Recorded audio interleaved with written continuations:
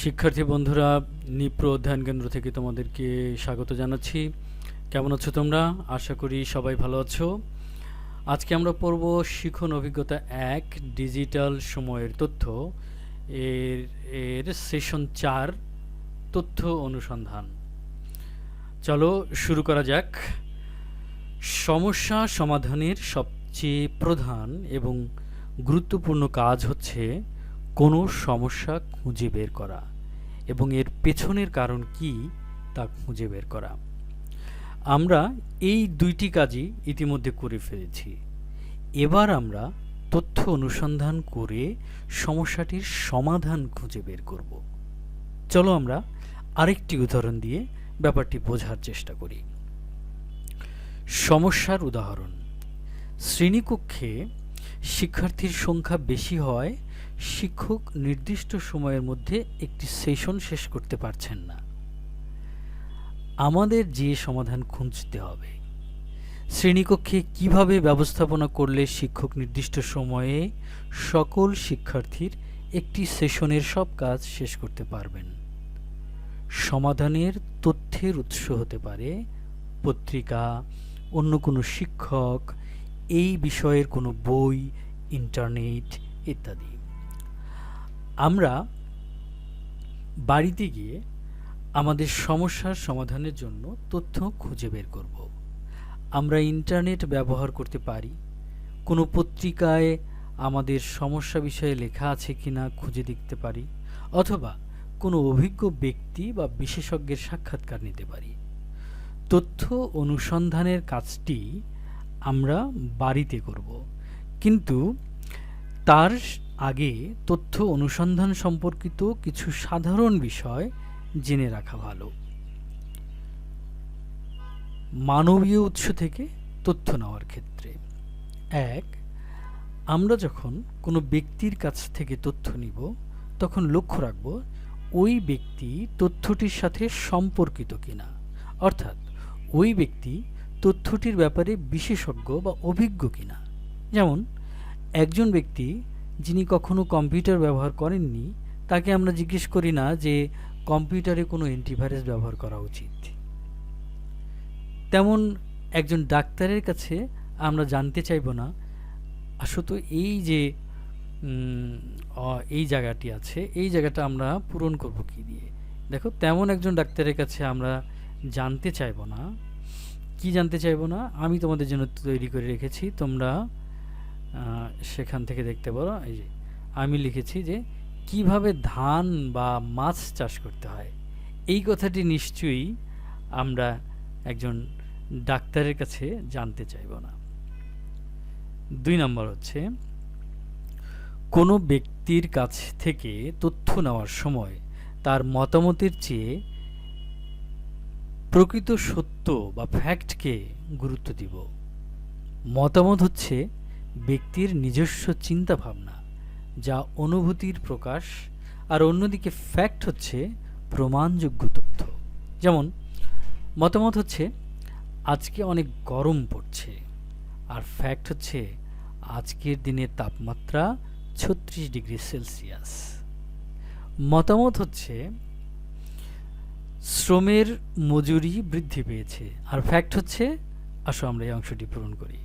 আমি লিখে রেখেছি, আর ফ্যাক্ট হচ্ছে শ্রমের মজুরি ৮,০০০ থেকে ১০,০০০ করা হয়েছে।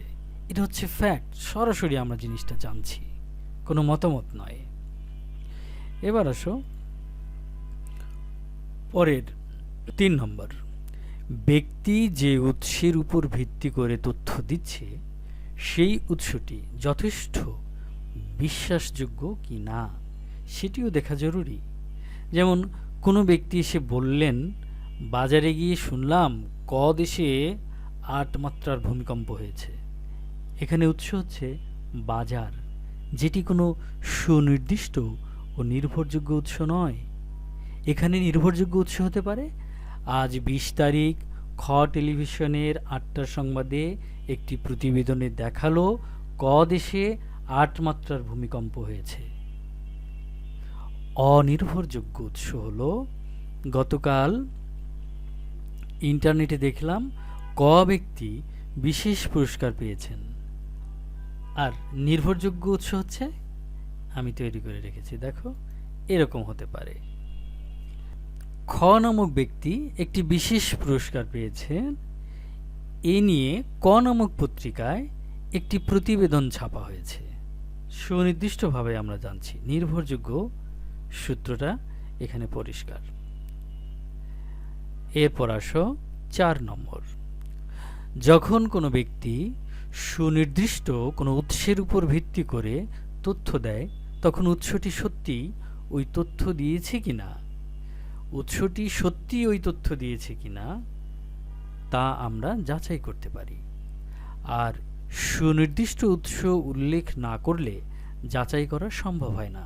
যেমন একজন ব্যক্তি সামাজিক যোগাযোগ মাধ্যমে একটি শিশুর ছবি পাঠিয়ে বিভিন্ন জনকে বললেন, শিশুটিকে চৌরাস্তার মোড়ে পাওয়া গেছে, তার বাবা মাকে খুঁজে পেতে বেশি বেশি ছবিটি শেয়ার করুন।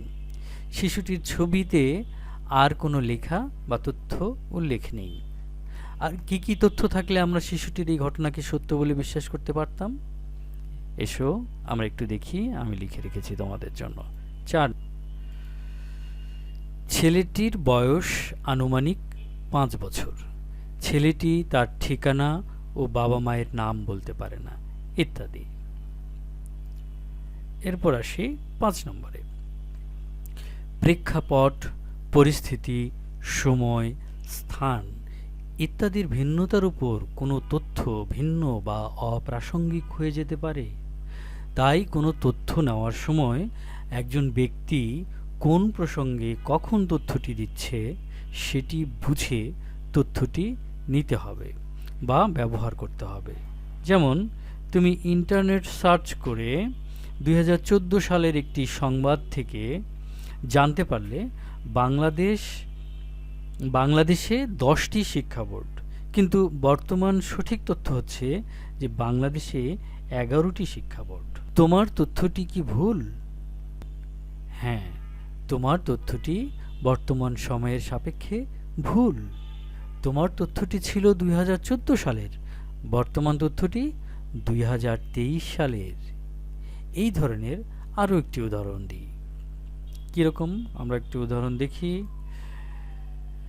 2022 সালে ঢাকা শহরে কোনো মেট্রো রেল ছিল না, কিন্তু 2023 সালে ঢাকায় মেট্রো রেল চালু হয়েছে।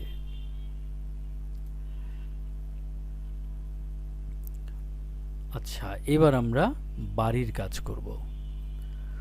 উপরের বিষয়গুলো লক্ষ্য রেখে আমরা বাড়িতে যার যার দলগত চিহ্নিত সমস্যাটির সমাধান খুঁজতে তথ্য অনুসন্ধান করব। নিচের ঘরে লিখব আমাদের সমস্যা সমাধানের জন্য কি কি তথ্য পেয়েছি। আমাদের সমস্যা, চলো আমরা দেখে আসি একটি উদাহরণ। আমাদের সমস্যা ধরো শিশুদের অতিরিক্ত মোবাইল আসক্তি। কিভাবে এটা সমাধান করা যেতে পারে? শিশুদের মোবাইলে ইন্টারনেট সংযোগ না রাখা, তবে অল্প কিছু ডাউনলোড করা ভিডিও রাখা যেতে পারে। ঘরের মধ্যেই বাচ্চাদের খেলার পরিবেশ তৈরি করা যেতে পারে, বিশেষ করে শহরাঞ্চলে যাদের বাইরে যাওয়ার সীমাবদ্ধতা রয়েছে। তাদেরকে শারীরিক কার্যক্রমে উৎসাহিত করতে হবে। সেটা হতে পারে ছোট সাইকেল চালানো, সাঁতার কাটানো ইত্যাদি। তো বন্ধুরা, এই সেশন এই পর্যন্তই শেষ হয়ে গেল। পরবর্তী সেশনে আমরা তথ্য যাচাই এই অধ্যায়টা দেখব। আজকের মতো এখানেই শেষ করছি। আর যাওয়ার আগে চ্যানেলটি অবশ্যই তোমরা সাবস্ক্রাইব করবে এবং বেল আইকনটি চেপে রাখবে, যাতে নতুন ভিডিও আসার সাথে সাথে তোমরা নোটিফিকেশন পেতে পারো।